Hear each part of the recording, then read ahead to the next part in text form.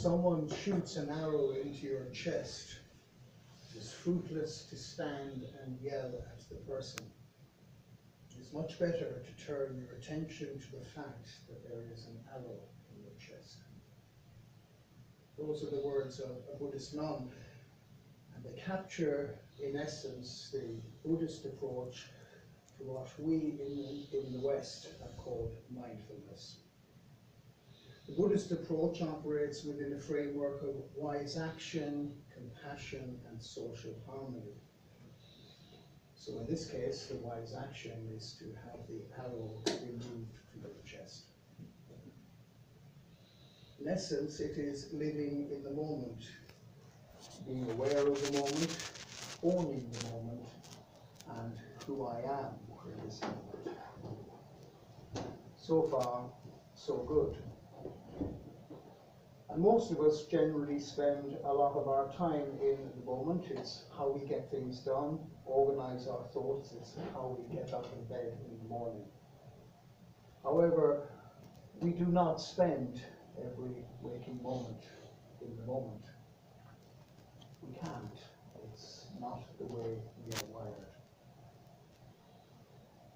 Have you ever noticed how a journey into your past just happens? Often it is not a conscious action.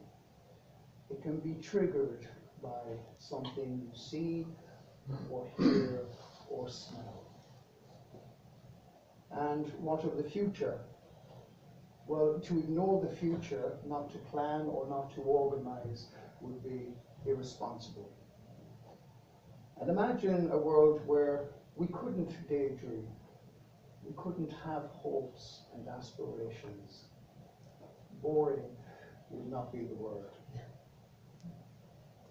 See, mindfulness has its uses. It can be something very positive. It can focus our minds, help to anchor our lives, and it can make us feel very grateful for the things we have. And if you do pray, it is very helpful, but it can be very hard work. For example, try to meditate for 5 minutes, and at the end, work out how many of those 5 minutes you actually spent meditating. The answer would be very little. You see, we're not wired to be mindful. That's why we have to work at it. It's why we have to cultivate it.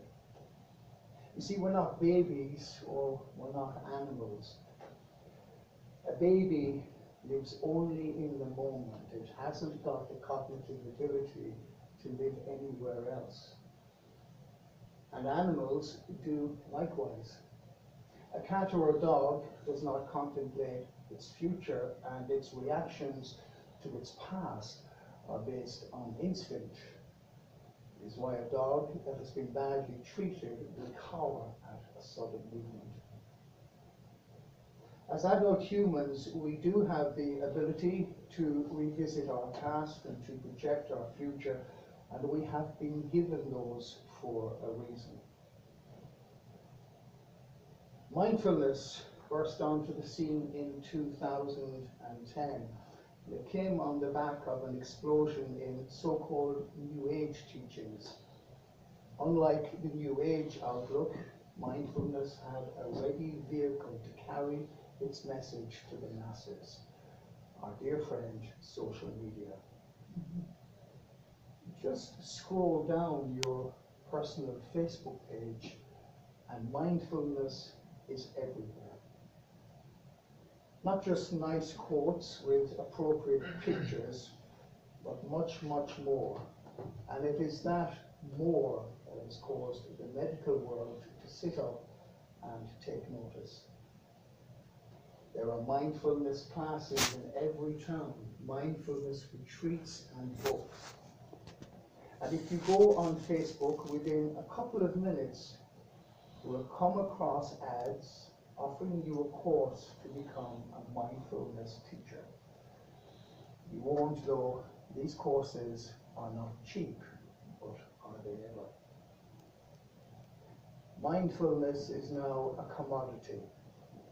It's a business, so much so that it is now known as Mac mindfulness. And there is now a mindfulness app for your smartphone. The ads for it are constantly appearing on my page. It's called Headspace. It now has 3 million users, and last year it made a profit of $25 million.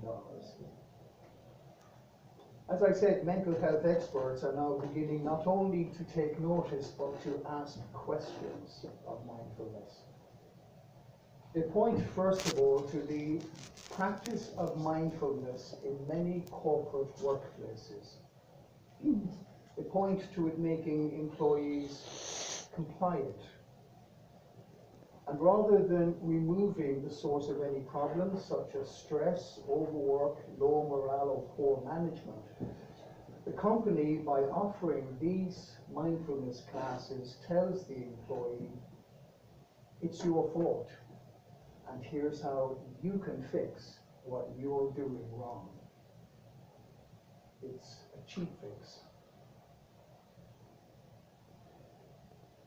As I mentioned, unknown to me at the time, 2014 was the International Year of Mindfulness, and that year the American Mental Health Association conducted research which involved 3,000 practitioners of mindfulness.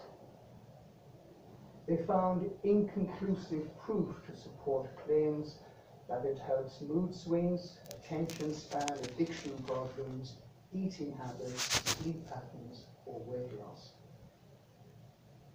It concluded that poor and unclear understandings of mindfulness may lead to increased bouts of fear, panic, and anxiety.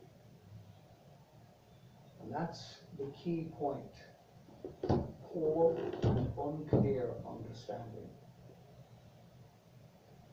It is this that has caused many, many Buddhists to stay clear of our Western version of the practice. Dr. Utpal Balpai is a leading medical health consultant in Britain and a practitioner of mindfulness himself. He says that the social media treatment has reduced it to a banal self-help technique. And he warns of a number of dangers resulting from the practice of mindfulness.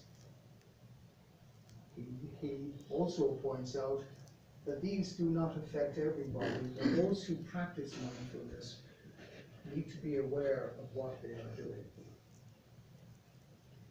One danger, according to him, is the discarding of negative thoughts. He is quick to assert that mindfulness is not a positive thinking technique. As I said, he warns of the discarding of our negative thoughts. Mindfulness involves putting down or ridding ourselves of so-called mental baggage. This is achieved by training our mind while in a state of mindfulness to ignore the so-called negative thoughts.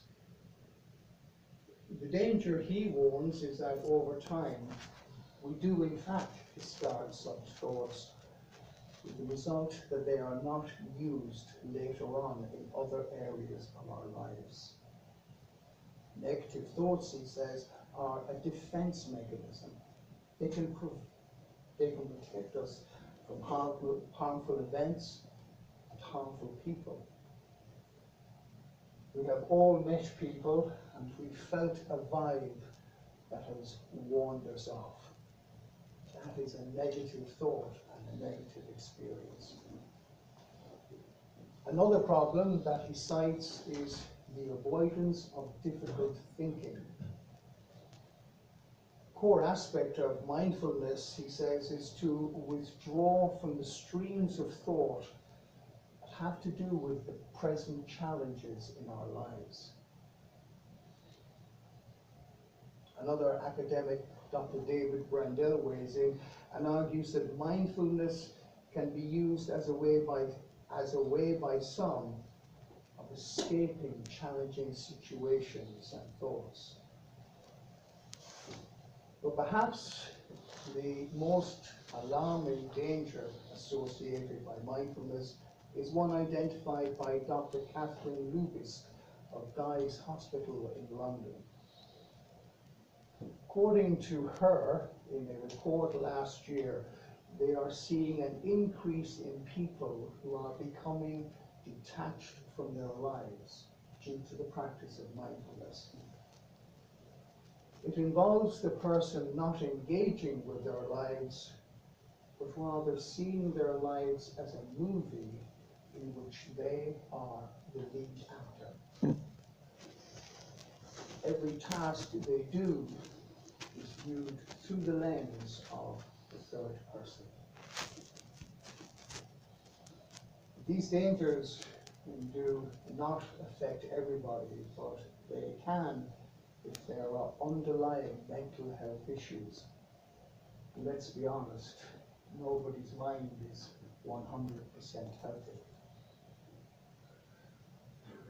Before I set out on a journey to somewhere that I have never been before, I make sure where I'm going and how I'm going to get there.